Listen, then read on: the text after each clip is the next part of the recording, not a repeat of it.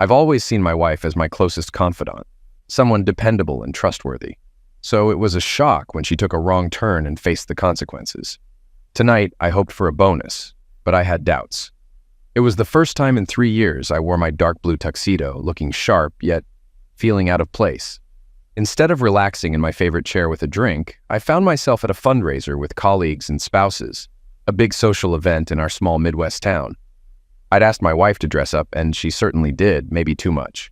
She looked stunning but overly tempting. At 35, she was at her peak beauty, turning heads as she descended the stairs in a revealing maroon dress. Despite her allure, she was mine, and I made that clear. While I'd rather be home, my wife seemed comfortable mingling with the city's elite. She had a natural charm, drawing people to her effortlessly. As I returned from the bar, I found her engrossed in conversation with Senator Thomas Norberto, a charming figure often compared to Tom Selleck. His presence seemed to captivate her like never before, leaving me feeling like a bystander to her infatuation.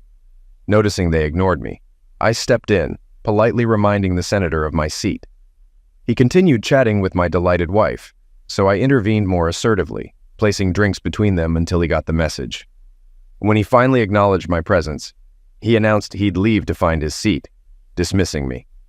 Fuming, I returned to my place, calling him foolish. My wife defended him, claiming I was rude to a senator. I reminded her of our relationship boundaries, but she rolled her eyes, a move I always disliked. Avoiding a scene, I dropped the matter. Dinner passed, and the band resumed playing. I invited my wife to dance, but she refused, leaving me disappointed. While I chatted with others, I kept an eye on the senator, who eventually left for a veranda. Concerned, I found him there, arm around my wife, engaged in a serious conversation. I intervened, but someone stopped me, warning not to mess with the senator, forcing me out. "I'm warning you, that's my wife he's touching," I gritted out as I was pushed back into the ballroom. Demanding he retrieve her, I threatened a scene. He cursed quietly, turning back to the senator. Hess returned, appearing flustered, claiming ignorance. I grabbed her hand, leading her out. The ride home started in silence, but I knew it wouldn't last. She unleashed, accusing me of humiliating her. I defended my boundaries, reminding her of our marriage. "You're being possessive, crossing a line. You acted like a love-struck teen," she retorted, blushing. She remained silent, conceding my point. Our tension affected the kids, dinner becoming awkward. On Wednesday, she insisted on a serious talk, never a good sign. It ended poorly. She revealed plans to attend another fundraiser with the senator, calling it a non-date. I objected, questioning the appropriateness. She denied any wrongdoing, claiming innocence. I challenged her definition of a date, citing a double standard with her friend Angie. Her reaction confirmed my suspicions. She had issues with Angie, known for her charm. "It's completely different, you know that," she argued, claiming a date with a U.S. senator wasn't the same as a regular date. "There's a big distinction, right? Hess, you can't go out with another guy. We're married, remember?" I reminded her, emphasizing our vows. "You don't own me, Reggie, even though we're married," she retorted. "I can do what I want." "I'm not saying you're my property, but you're the mother of our kids. I don't want to break up our family," I pleaded, hoping to reach her. "You're being ridiculous," she dismissed, refusing to acknowledge the seriousness of the situation. I was shocked when Hester appeared in a stunning white gown for her date. Our kids were amazed, asking why she was dressed up. She struggled to explain, but I intervened, bluntly stating the truth. As the doorbell rang, I confronted her with a choice, him or us. She opened the door to a security guard, revealing a black limo outside. "Remember to behave for Daddy," she said before leaving. I assumed it was her, stunned momentarily before focusing on my kids who needed attention. Drowning sorrows in booze wasn't an option. I planned a few FaceTime calls, one to my parents, one to hers. The kids enjoyed chatting with their grandparents. Starting with Hester's parents, I anticipated her recent actions would upset them. We laughed until Hester's absence was noticed. "Where's my daughter, Reggie? Have you hidden her?" my mother-in-law joked. I softly explained Hester was on a date with Senator Thomas Norberto, expecting her return the next day. Shocked, my in-laws couldn't believe I let her go. I tried reasoning with her, emphasizing family neglect, but she seemed convinced it was acceptable. The kids took over the conversation, a welcome distraction. My mother-in-law urged communication and patience. Later, I called my parents, receiving less sympathetic advice from my mother, who recommended a lawyer. After a few calls, I ordered pizza, watched a Disney movie with the kids, and struggled to sleep, distracted by ESPN. In the morning, I made pancakes and bacon, reassuring the kids their mom would return soon, even if it was uncertain. There was no rush to come home after spending the night with another man. The black limo arrived in our driveway around 1 p.m., catching the attention of our kids and neighbors. Usually they'd rush to greet their mom, but this time they stayed put, disappointed by her lackluster appearance. She still wore the same dress from the night before, now wrinkled and tired-looking. I sat in the living room as she entered, showing no eagerness to greet her. "Hey," she greeted, acknowledging our night apart. "Looks like you and the kids managed without me," I replied sharply. She headed upstairs, asking for rest and a shower. I raised my hands in mock surrender, realizing our relationship was over. Now, I focused on making things easy for my kids, avoiding becoming a weekend-only father. The question lingered. Could I stay until the kids graduated high school? When Hester finally came downstairs at 7 p.m., I'd already made dinner. I mentioned leftovers in the fridge, receiving a faint smile. The kids sensed tension and kept their distance. Alone, Hester accused me of poisoning their minds. I denied it, highlighting the impact of her actions on them and our neighbors. "I didn't break up our family," she defended, shifting blame to me. "It's up to you. If you can work on your ego issues, we can heal and keep our family together. But if you continue being petty and nasty, we'll have to go our separate ways, and you can be Mr. Part-Time Dad," she warned, catching me off guard. I had expected regret, not resistance and anger. "It's 1 in the afternoon, you idiot," I retorted. "You couldn't get enough last night? Needed a half-day fling, huh?" She paused, avoiding my gaze. "We can get past this and go back to how things were. I know I hurt you and I'm sorry. But I needed this for myself and I don't regret it," she said, unapologetic. "That's a terrible apology if that's what it is," I remarked. "You're only sorry for hurting me, not for anything else." "It was amazing for you," she said defensively. My response matched her conviction. "Your actions betrayed our vows and our family." I recounted how surprised she was when I found her in our guest bedroom. "We can't move forward unless you try," she pleaded. "No, it's too late now," I clarified, locking her out of the room. I slept soundly that night, exhausted from 48 hours of tension. The next morning, I continued our Sunday brunch tradition, making Belgian waffles. "Mom looks rough, like she hasn't slept," Elise observed as we sat down to eat. "Maybe you should go out more on Friday nights," I suggested. Hess burst into tears and fled to the bedroom, leaving the children puzzled. "Did I say something wrong?" Elise innocently asked. "No, sweetheart, Mommy probably just missed the waffles," I reassured softly. Later, as I relaxed in my lazy boy watching the Cubs game, the bedroom door slammed open and a frantic Hester stormed in, ranting incoherently. "Calm down, honey. I can't understand you with all the drooling and spitting," I remarked. She sobbed, accusing me of making her seem promiscuous to her parents. "What's a Kardashian, Mommy?" Elise asked, joining the scene. I exchanged a glance with Hester, who composed herself and sent the kids to their rooms before confronting me. "Tell me," she demanded as soon as the kids were out of earshot. "I saw no reason to hide it from your parents since you were just following a senator to a fundraiser," I explained. "If they agree with me, it's not my fault. And by the way, my mom had a similar reaction, so watch out next time she's near." "No, it's not like that," she began, then stopped abruptly. "An amazing experience," I interjected. "If looks could eliminate, I'd be a stain on the chair. But it doesn't bother me much." I gestured for her to move so I could see the TV before she hurried out of the room. For the following 2 weeks, I slept in the guest room. Noticing this, I told the kids that I had a cold and didn't want their mother to catch it. I assumed Eliza had figured out my deception, but she prudently kept it to herself without saying anything. A 7-year-old child demonstrates impressive intelligence. One night, an hour after Hess had gone upstairs, I returned to our sharing bed and softly climbed into her. When the alarm went off the next morning, she snuggled up next to me. "It feels great," she muttered. "It's time to come to your senses." She attempted to touch me. I stopped her by placing my hand on her forearm and drawing her hand away. I adjusted our position so that we were facing each other on the bed. "Certain acts are best performed when you can make direct eye contact. Before I decide to sleep with you again, you will have to get tested and provide me with the results," I said softly. "You could be willing to trust Senator, but I am not." Tears welled in her eyes. She appeared to be about to say something, but then decided not to. Instead, she simply nodded. It revealed to me that she and the senator were not using protection. The scenario is growing very intriguing.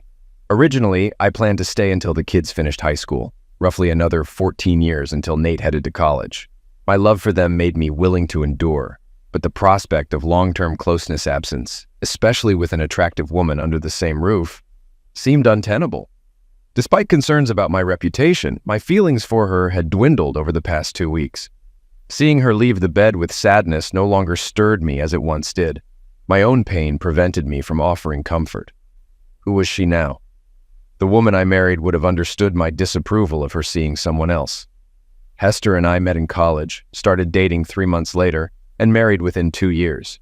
She worked as an actuary, a job requiring precision and honesty, traits that balanced my spontaneity and humor. Despite our differences, I envisioned celebrating 50 years of marriage. Senator Thomas Norberto unexpectedly became a part of our lives. 10 days after returning to our shared bed, Hester handed me an envelope as I came home from work. Inside was her clear bill of health. "Hope you're satisfied," she coldly whispered. "You have no idea how humiliating this was. I may never face Dr. Sanjay again." "Not my fault, baby," I replied plainly. "Stay faithful, and you won't be embarrassed." She hissed softly but couldn't retort. As she walked away, I pressed on. "How often has Senator contacted you?" She began, but I silenced her with a gesture. With a grimace, she handed over her phone. I found texts and calls from him, but no evidence of further meetings. "Damn it," I exclaimed. "We're on thin ice." "Agreed," she returned seriously, pocketing her phone and heading to the kitchen. That night, she showed me affection in bed, and instinct took over. I didn't have feelings for her, I just fulfilled my needs. I knew she tried to win me back, but I was preoccupied. Hester's abrupt return home sparked neighborhood gossip. Sympathetic looks from men and smirks from women hinted at rumors. One evening, Eliza approached me asking about a women's club. I kept my composure, explaining Mommy's mistake and reassuring her. I hugged her, concealing my emotions, knowing this moment would haunt me forever. A feeling of normality gradually returned to our household, at least as far as I could see. Yet, it was a different kind of normalcy. Whether Hessa admitted it or not, things would never revert to how they were before that day. I couldn't fully trust her again, nor could I forgive or forget the profound disrespect she had shown me and our family. Love. To borrow from Tina Turner, what does love have to do with any of this? 6 months later, he seemed to grasp something or find the courage to speak up. Following that evening, which she instigated, I turned away from her to sleep, as had become customary since then. Before she said anything, I could hear her crying. "Reggie? Reggie, can we talk?" "What's up?" she asked meekly. "Sure," I sighed. "Could you please turn around?" Her tone conveyed clear irritation as she inquired. I sighed again, trying to mask her frustration. Then I turned to meet her gaze. She kept glancing at my eyes. "Do you realize how long it's been since we were close? Say it." "I did say it," I insisted. "You had the courage to do it, have the bravery to admit it. We haven't been close since I went on a date." "I noticed," she said. "You satisfy me physically, then sleep. You ensure I'm happy, but it feels purely physical. And you haven't hugged me since. I miss that. Closeness, you can't even say those words." "Baby," I replied. "Your date? You cheated on me with him. Admit it, I'm not stupid. You go on a date and don't come back until the next day. You make it seem cheap and disgusting," she protested. "Yes, we were lovemaking on Saturday night, and it was great. He was gentle and caring, just like you. Really, it was an unforgettable experience. That's why we're not making love anymore. Yes, don't you see? You gave him something that, as you promised, was exclusively mine. And you enjoyed everything. It was unforgettable, as you said. Come on, Reg. It was only one night. 2 days. From a statistical standpoint, this is little compared to the hundreds of days we'll spend married. We can forget it, Reg, if you're willing to try," she pleaded. "Thanks for the math lesson, but I've never seen our marriage as a math problem. Would you feel the same if I did it with Mary Jo Young? Mary Jo Young, a divorced blonde with a nice figure, lives close by. Almost every woman on our street watches her closely with her husband." "Wait, are you suggesting you want Mary Jo? No way," she exclaimed. "Listen to your inner voice." "I never said I wanted Mary Jo. That was you. I was just wondering how you'd react if I did," I clarified. She looked puzzled until it clicked. Then her expression turned angry. "I can read between the lines. No need for words," I replied smugly. She avoided eye contact. "Do you realize, because of what happened, the other girls in the neighborhood bullied Eliza? They overheard their mothers calling you names. It wasn't pleasant, I informed her. Her anger shifted to disbelief at the news. Eliza never mentioned it. She took a breath, processing. I'm truly sorry. Sorry isn't enough. You call the night unforgettable. It was unforgettable, but for betrayal, I declared. With that, I turned away and went to bed, unaware of her next move. Credit is due to Hester. Over the next few months, she committed herself to being an exceptional mother. Traditionally, I had been the primary caregiver for our children. But suddenly, Hester took on her share of responsibilities, driving the kids to their various activities and offering them warm support. It made me wonder if she had finally realized that prioritizing our family over her own desires was essential to keeping us together. What a revelation. The children seemed to appreciate the extra attention, but once again, my daughter demonstrated her remarkable perceptiveness beyond her 8 years. Mom is really trying, Daddy, she said to me one day. I hope she gets a proper apology for whatever she did wrong. I tried to respond with a genuine smile, acknowledging her keen awareness of the world around her. Everything appeared normal in the Wilkerson household. I worked diligently to maintain appearances. As for Hester, she seemed eager to make tremendous efforts, not only to uphold appearances, but also to regain my favor. We were two individuals sharing a roof and enjoying certain benefits. Despite her strong desire for normalcy, she expected me to give in eventually. Somewhere within me, remnants of my affection for her remained. However, I couldn't erase 9 years of having her as the focal point of my life. She made things harder for herself by maintaining communication with Senator Prick. I checked her phone calls and messages shortly after her date. She made sure they were clear. Yet she didn't realize how easy it was to clone a phone and access all communications. He seemed to keep in touch regularly, while she tried to keep him at arm's length, at least for now. Can we schedule another date soon? I'll be in town, he texted nearly a month ago. My hubby is still upset from last time, she replied. I can't risk it. Needless to say, I wasn't impressed. A month later, we marked our 10th anniversary with a family trip to Chuck E. Cheese. The kids had a blast, but Hester didn't. She waited until the kids were playing games before expressing her disappointment with me. We've always marked our anniversaries, just the two of us, with a special night. You're altering tradition because you're still holding a grudge? When did you become so petty and small? She remarked, once more. The answer to that question is similar to many others about your date. You did this to me, to us, and to yourself, I replied. Can't you move past this? She pleaded. How often do you two communicate? I asked directly. She dared to smirk before reaching into her pocket, retrieving her phone and handing it to me. I tossed it high into the air and caught it easily when it fell. I understand you've been disloyal, but I also acknowledge your intelligence. I bet there's no evidence of your affair on that phone, not since I confiscated it the first time. However, there are records of past texts and calls that you may not have initiated, but I've never heard you explicitly reject the person. Why is that? Her cheeks flushed as she looked away. Yes, I knew that was a rhetorical question, I muttered. Amidst this turmoil, my career and my children provided stability. Though my colleagues often remarked that I looked like I needed a good night's sleep or even 6, I was convinced I was developing an ulcer. My hard drinks consumption had increased, and sleep was elusive. There were nights when I lay awake for hours, staring at my wife, wondering what went wrong. She insisted on loving me, justifying her actions as separate from our relationship. She felt entitled to her night out with Senator Prick and showed no guilt for her behavior, only regret for the injury she caused me. I waited for the other shoe to drop. Surprisingly, my mother-in-law became a source of strength during this challenging time. She repeatedly expressed regret for her daughter's actions. We apologize, Reggie. We didn't raise her to be this selfish, but I really hope you can find a way to move past this. During one of her calls to check on me, she said, I know what you're doing for the children. As I headed to the kitchen, I grabbed another cooler of beer to take outside. We were having our usual monthly summer picnic in the neighborhood. Outside, we had 2 grills going, offering a variety of hot and cold dishes, fruits, desserts, and drinks. The weather was perfect, sunny, and 80 degrees Fahrenheit with hardly a breeze. The gathering had started a few hours ago and was expected to continue for another 5 or 6. These gatherings were always enjoyable for both kids and adults alike. As I moved through the house, I heard female voices from our home office, typically off limits to non-family. I intended to redirect them to the family room or living area.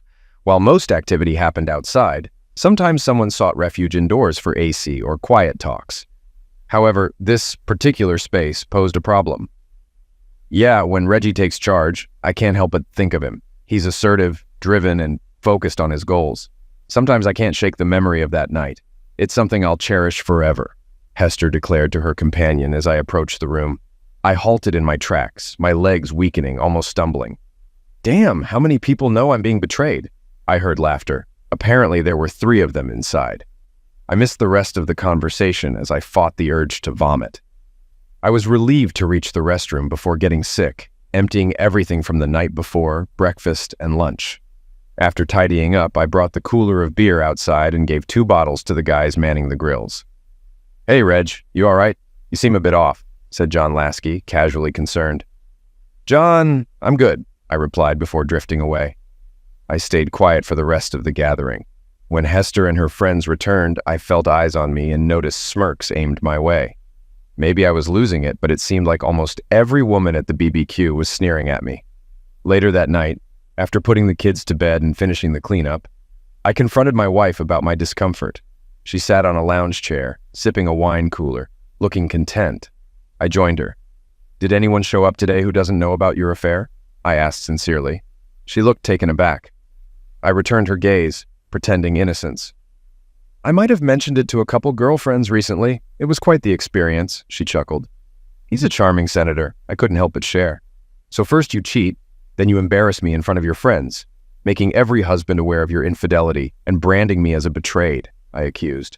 I'm not unfaithful, and I won't tolerate being labeled as such, she yelled back. It was just one mistake. I didn't sleep with a stranger in some seedy motel. Her eyes flashed with intensity as she rose from her chaise lounge. I've had enough of this, she declared, her voice growing louder. You've been playing games for over a year now. Your wife had an affair with another man, a handsome and muscular man. It's time to move forward. I won't be held hostage by your insecurities any longer. If you can't let go, that's your problem. Either file for divorce or face reality. I'm tired of living a lie with you, pretending to be the perfect couple. Decide now. Her outburst caught me off guard, and I sat in stunned silence for what felt like hours. She had already walked away, leaving me alone, even though I had just regained consciousness. I'm naturally reserved and slow to react, which some, including my wife, interpret as weakness. I seldom panic or act hastily. It pains me to think about not seeing my children every day, but I'm hopeful to salvage my family. I had braced myself for the worst, with a lawyer on standby to fight for me, so I took action. First thing Monday morning, Hester was served with divorce papers at her workplace before the day was out. As expected, she was not pleased. About 5 minutes after being served, my phone began buzzing incessantly. Ignoring all her calls, I anticipated the brewing storm upon my return home. Stepping into the house from the garage, Hester exploded in anger. You fool! She shouted. Your fragile male ego is bruised and you humiliate me in front of my colleagues. Just as you embarrassed us in front of our friends and neighbors the other day, I retorted. You practically begged me to file. So I did. She shot me a scornful look but remained silent. Putting down my belongings, I approached my children for a brief chat, reassuring them of my unwavering love despite us no longer sharing a home starting tomorrow. Elise grasped the situation, having friends with divorced parents, but Nate seemed puzzled. I knew he would struggle, but I was confident my daughter would lend support. Living in a no-fault state made the divorce process seem straightforward. She was expected to receive primary custody of the children, the house, child support, and some alimony. But no, she vehemently contested. For some inexplicable reason known only to her, her lawyer employed various tactics to prolong the proceedings, including insisting on meetings and even suggesting marital counseling. What's the deal? Have your actions spoken louder than your words? You say you love me, yet you've caused so much turmoil. And then you have the nerve to tell your friends he's the best you've ever had. Why would I want to remain in this marriage if all I get is aggravation? I love my kids, but if I stay with you, they'll only remember an embittered man, I expressed in one session. But I love you, Reg. Are you fixated on one incident? Yes, he was exceptional, but it was a one-time mistake. Please forgive me, she pleaded. I can't, Hess, I replied. You broke our vows and belittled their importance. I can't overlook that. You made promises to me. I hadn't planned to do this. Truly, I hadn't, but everyone has a breaking point. The beauty of a two-party political system lies in its contrast. Regardless of how you spin it, Senator Prick belonged to one side. meaning the opposing party would welcome anything that tarnished his reputation over a year ago. After Hester's affair, I devised a backup plan. I sought the help of a well-connected lawyer in our city to approach the chairman of the opposing political party, who was eager for anything that could damage the senator's chances of re-election and White House aspirations. Despite promising a hefty monetary reward, they eagerly awaited the information. He had to agree that the evidence would only be revealed if the possessor requested it. Every month, my lawyer kept me informed about the chairman's persistent requests. This month, we were ready to fulfill the chairman's demands. The meeting, my first involvement, was set in my lawyer's office. After introductions, I took out a sealed plastic bag from my briefcase and placed it on the conference table. The chairman's surprise was evident upon seeing the bag's contents. "Dear God," he muttered. "Is that what I think it is?" "If you suspect it's evidence that could end Senator Prick's career," I replied, "then yes." They regarded the bag as if it held precious gold bars. He refrained from touching it, instead continuing to stare in amazement. "That arrogant woman returned home and went upstairs for a shower," I recounted. "Since she handles the laundry, she probably assumed I wouldn't go through the basket." I waited until I heard the water running before entering the bathroom and finding the underwear at the bottom of the hamper. Everyone these days is familiar with DNA from television. I'm confident that when you test these, you'll find two distinct sets. Also, here's her toothbrush for DNA comparisons. I assume you'll obtain the senator's sample for matching, unless you already have it, I said, giving the chairman a stern look. He reddened and glanced away, just as I anticipated.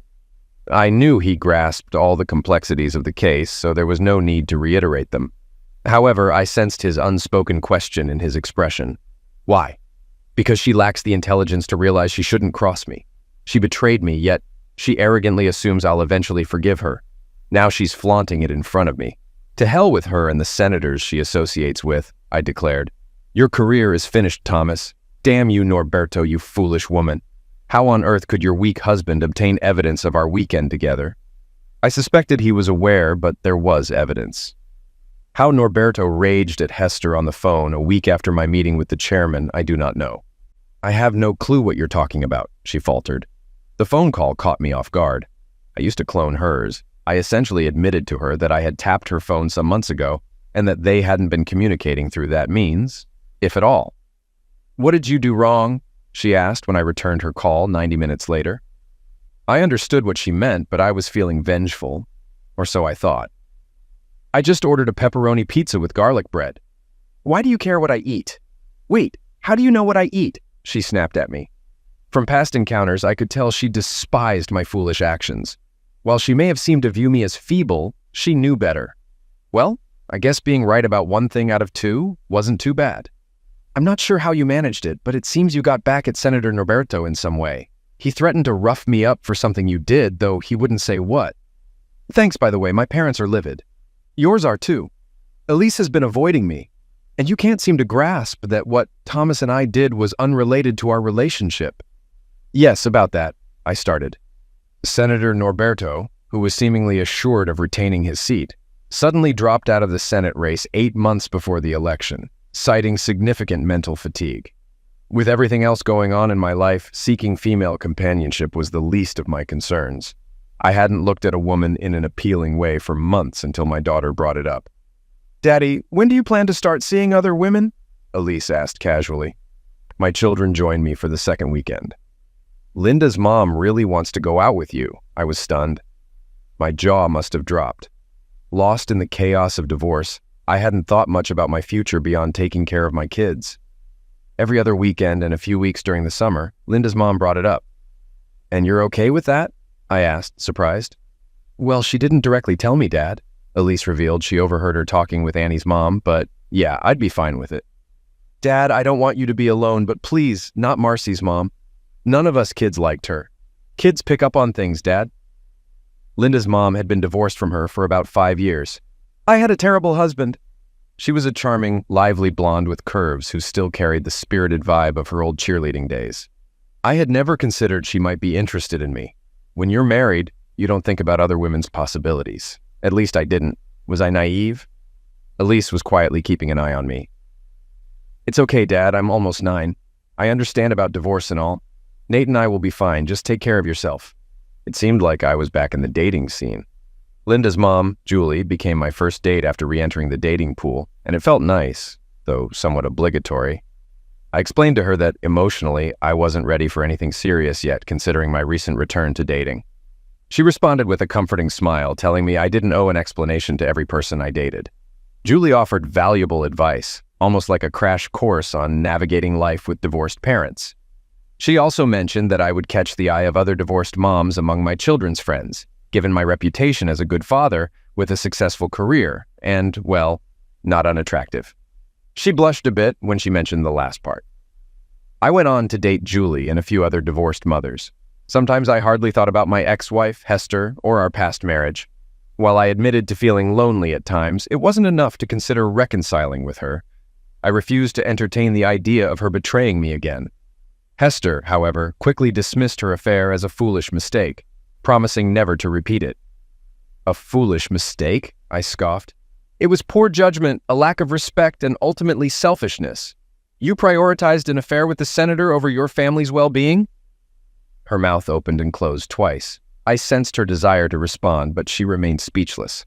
I half expected her to persist, despite the fact that she couldn't justify her actions, especially now that contacting the senator seemed pointless. One Saturday during dinner, while the kids and I were visiting, my ex-mother-in-law informed me that he had asked her never to contact him again. He seemed to think you played a role in his decision to withdraw from the Senate election, and that she didn't intervene enough, she recounted. I raised an eyebrow and continued eating quietly, opting not to comment. A few months later, some guys from work suggested going to a new upscale bar with a dance floor. When I was married, I avoided Thursday evening outings like the plague, but now that I'm single, I find myself going out regularly. 4 of us found a table, ordered drinks, and soaked in the atmosphere of the place. I noticed the 2 women as soon as they walked in. The first woman looked to be in her early 40s, but dressed more in line with individuals over 30, aiming to evoke a youthful vibe. She wore a silk blue shirt, slightly unbuttoned, and a short skirt accentuating her long, toned legs. With short, dark brown hair and green eyes, she seemed brimming with confidence. On the other hand, her friend seemed out of place in the pub setting. Slightly older than her companion, possibly in her early 40s, she exuded refinement and wealth. Clad in a sweater and skirt from a high-end store, she radiated elegance and beauty with her shoulder-length silver blonde hair and dark eyes. Seating themselves at a nearby table, the women quickly caught the attention of males eager to engage or dance with them. I couldn't shake the desire to dance with one of them. Particularly the dark-haired woman seemed ready for some fun, if not more. She readily accepted dances from every man who approached her. In contrast, the blonde woman danced sparingly and seemed more reserved in her movements. An hour later, I resolved to invite the blonde woman to dance. However, as I approached her table, the brunette grabbed my hand and whisked me onto the dance floor. I became completely captivated by her and forgot about her companion. We danced to upbeat songs until the tempo slowed. When she passionately kissed me, I was entranced. We left the club together and went to my place. Our passion carried over into the bedroom, and that night she shared details of her life. It turned out she and her friend were celebrating her recent divorce. Rosie proved to be an amazing lover, and we dated for about a month before she expressed hesitancy to commit so soon after her divorce. I respected her perspective, and we parted amicably. However, since our initial encounter, I've never had the chance to inquire about her friend, which sparked my curiosity.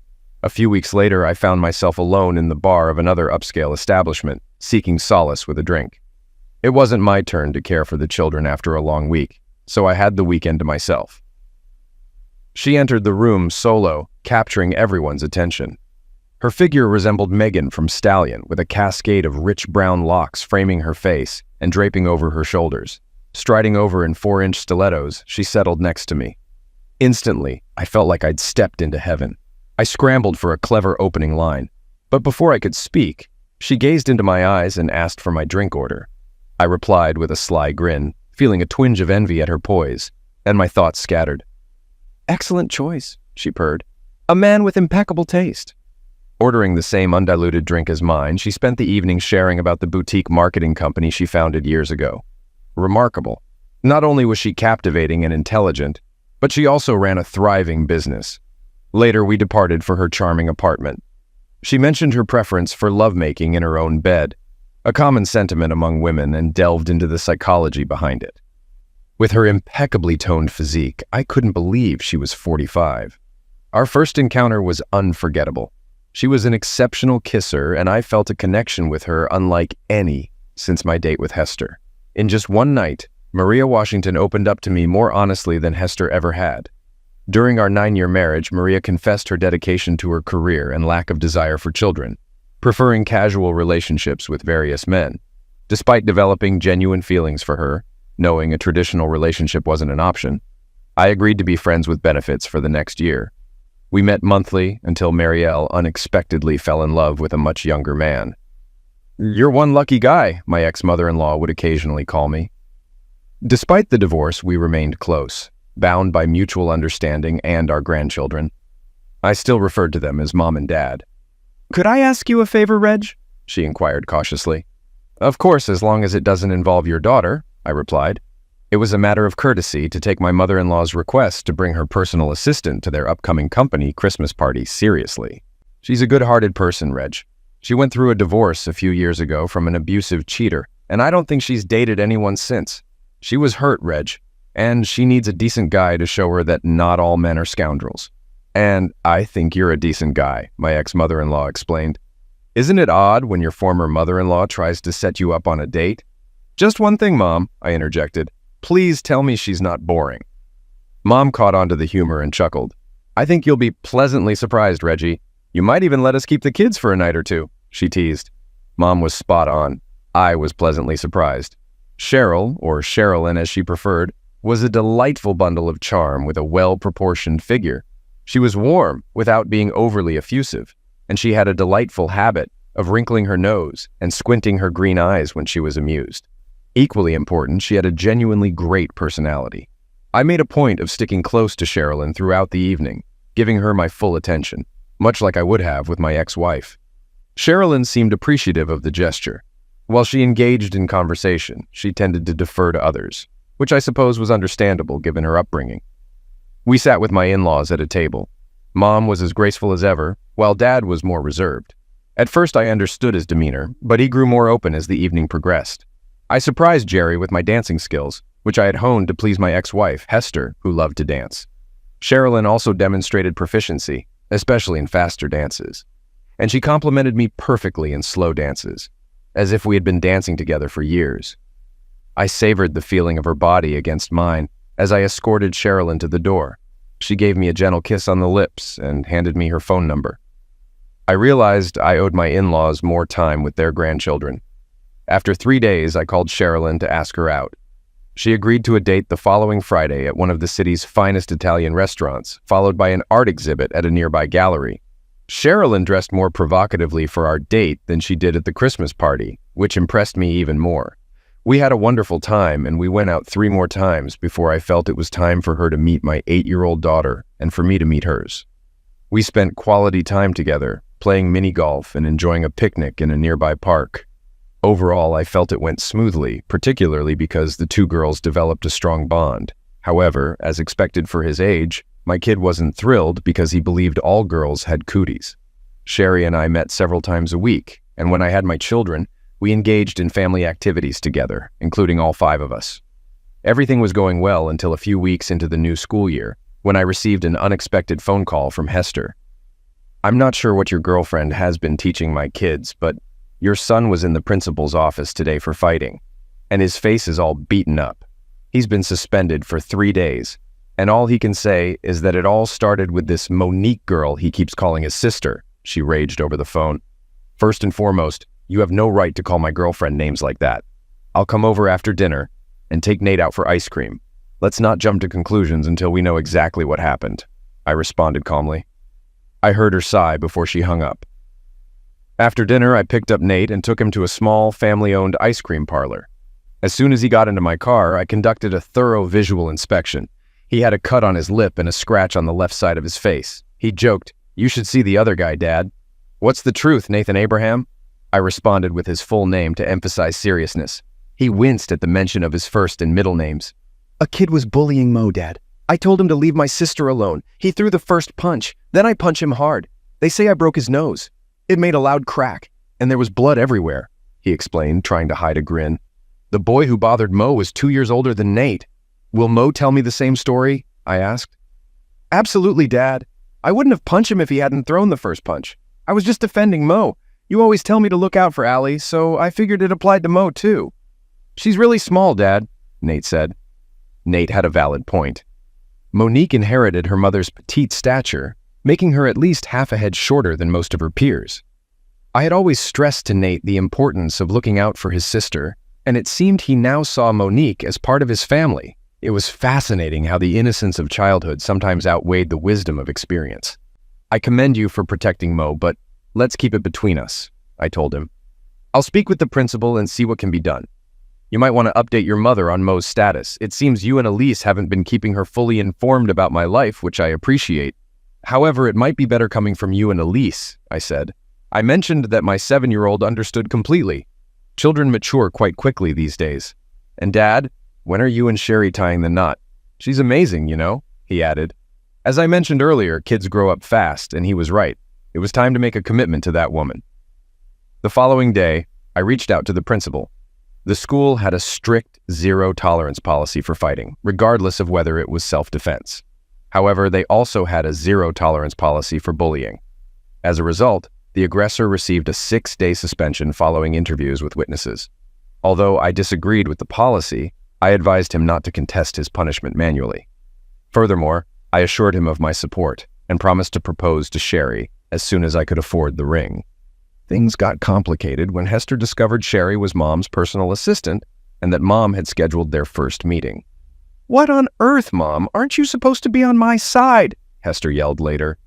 "According to Mom, there's no your side," Mom replied. "He's not coming back to you. You completely messed that up.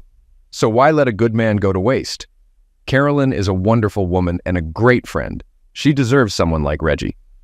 Mom described Hester's scream as horrifying as she recounted the incident.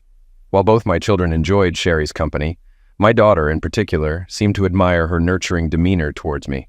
Sherry had a natural inclination to fulfill my desires, making me feel like the master of my domain. This, in turn, encouraged me to treat her like my queen.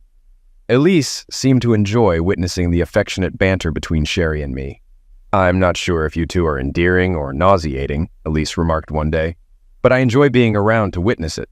A couple of months later, our lovemaking wedding only included our 3 children, my parents, and my ex-in-laws as guests. The court clerk who officiated the ceremony was surprised when my ex-mother-in-law stood as Sherry's maid of honor. "It's quite a story," I chuckled when she inquired. "Nobody expects the Spanish Inquisition to come from the classic British comedy ensemble Monty Python's Flying Circus. But truth be told, nobody expects an inquiry from a federal marshal either." I was taken completely by surprise when 2 officials entered my office on a Monday morning. It seemed the authorities were upset about a certain former senator's altercation and subsequent injury in the restroom of an upscale restaurant in Houston, Texas. My name, along with that of several other aggrieved husbands, emerged as potential suspects. "I can't say I'm sorry to hear about the senator's troubles. Nobody, and I truly mean that, deserves it more," I remarked to the disgruntled marshals. "You do realize that the fool slept with my then-wife almost 4 years ago. If I had any intentions, wouldn't I have acted long before now?" I retorted with heavy sarcasm. However, the grilling from the federal agents was just the beginning. A week later, a reporter from the Associated Press showed up at my office, seeking details about the aforementioned incident. It appeared he had somehow obtained a confidential roster of 26 women the senator allegedly had affairs with during his time in office. At this point, several individuals were aware of Hester's rendezvous with the senator. Though I certainly didn't publicize it over the years, Hester likely disclosed it to more people than I did. As she took pride in her achievement, however, I couldn't help but wonder about her level of pride when news of the senator's misconduct emerged, implicating her as one of his lovers. "Why did you disclose that to him?" she practically yelled at me over the phone. "I didn't. He informed me that your name was on the senator's roster. All I did was confirm the accuracy of your inclusion on the list. I wasn't going to fabricate to spare you from embarrassment." "Promiscuous. I am not promiscuous," she screamed at me before I ended the call. I must confess I chuckled. I also entertained the thought of taking an extended vacation out of town when the news article broke. She messed up, literally. And yet I was going to suffer an embarrassing fallout as well. Cherry talked me out of that notion. Don't engage in any confrontation. Stick to the truth. She cheated on you, divorced her. Move on, Cherry advised. Unfortunately, my children were going to endure verbal bullying for the remainder of their school years. We would be addressing the fact that their mother was a self-centered cheater for years to come. I also sympathized greatly with my ex-in-laws, who had become close friends of ours. After the article came out, we invited them to stay with us in the house we had purchased for a couple of weeks. During that time, they mostly stayed indoors and avoided answering their phones. I adore my daughter. You grasp the parental emotions, but I'm deeply ashamed that she thought it acceptable to engage in promiscuous behavior, Dad confessed. No father wants his daughter to be perceived in that manner. As time elapsed, the scandal dissipated, and life resumed its usual course. Gradually, my children began spending more time with Cherry, Mo, and me at our house. It wasn't formal, but our home naturally evolved into the neighborhood kids' gathering spot. Initially, Hester objected, but I believe things smoothed over. Furthermore, I ensured Elise and Nate maintained open communication with Hester to prevent her from accusing me of alienating her children again. Mom and Dad's frequent visits helped alleviate tensions. When the kids were with me, we seldom discussed Hester. Although she remained their mother, she became an ex in my life. They also refrained from mentioning her out of respect for Sherry, whom they now referred to as Mom. Initially, I sensed discomfort from Hester's parents when the kids started calling Cherry Mom, but that soon faded as they had been close to Cherry even before our marriage. Amidst the upheaval in my life and my family's, I paid scant attention to Hester's affairs. I knew she occasionally dated based on the kids' remarks, but I was startled when Elise announced one afternoon that her mother was engaged. A wave of sadness engulfed me for what might have been. Then, I felt a comforting embrace envelop me, and my sorrow swiftly transformed into joy for what I now possessed.